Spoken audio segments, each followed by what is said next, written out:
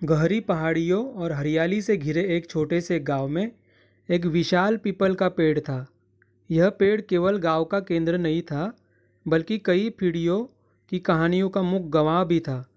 हर शाम गांव के बुजुर्ग इसके नीचे बैठते, बीती यादों और जीवन के अनुभवों की चर्चा करते। इनमें से एक थे माधव, जिनकी उम्र अब 70 साल हो चुकी थी। माधव का जीवन जिम्मेदारियों, संघर्षों और त्यागों से भरा था।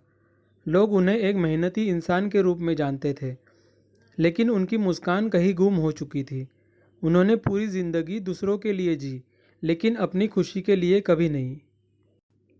एक दिन स्कूल के नटखट बच्चों का समूह खेलते खेलते उस पेड़ के नीचे आ गया।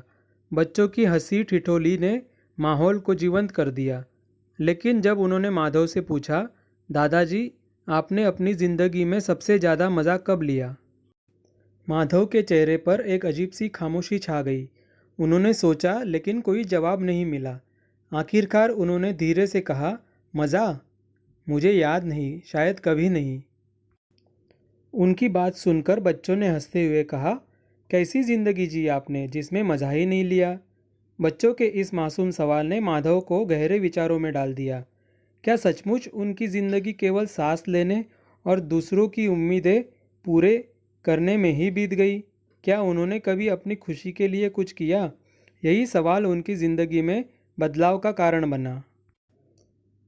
उस रात माधव अपनी ज़िंदगी के बीते हुए दिनों के बारे में सोचने लगे। कैसे उन्होंने अपने सपनों को, अपनी खुशियों को और अपने समय को हमेशा दूसरों के लिए कुर्बान कर दिया। उन्होंने खुद से पूछा, क्या मैंने सच में कभी अपनी ज़िंदगी जी? अगले दिन माधव ने अपनी पुरानी डायरी निकाली। उसमें उनकी युवावस्था के कुछ सपनों की एक लंबी सूची थी, जैसे पहाड़ों की यात्रा करना, बांसुरी बजाना सीखना, गांव के मेले में नाचना, नदी के किनारे सूरज डूबते देखना। लेकिन यह सब उन्होंने कभी नहीं किया। माधव ने एक बड़ा फैसला लिया। अब वह अपने बचे हुए दिनों को पूरी तरह से जिएंगे।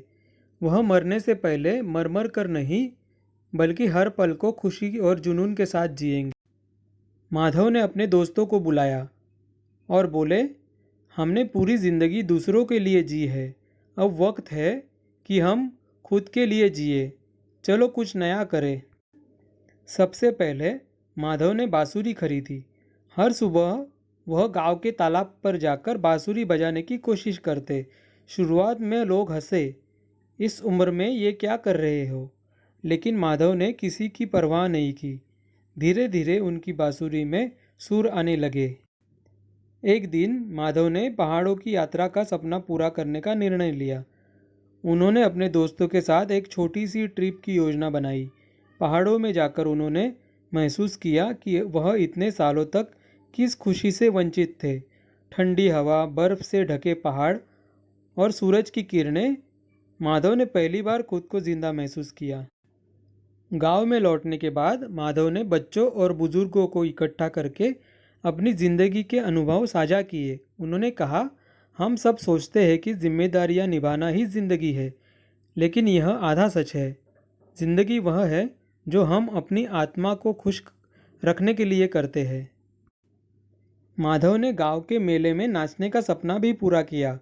वह खुले दिल से नाचे और पहली बार गांव वालों ने देखा कि माधव के चेहरे पर एक ऐसी मुस्कान थी जो उनके दिल तक पहुंच रही थी। माधव ने एक बात समझी और दूसरों को सिखाई, जिंदगी को केवल सांस लेने के लिए मत जियो, हर दिन हर पल को एक उपहार समझकर जियो। मरने से पहले यह मत सोचो कि काश मैंने अपनी ज़िंदगी जी होती।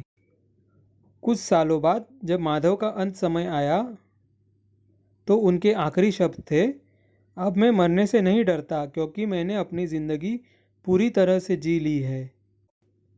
दोस्तों, इस कहानी का संदेश यह है, ज़िंदगी को जी कर मरो, मर कर मत जियो।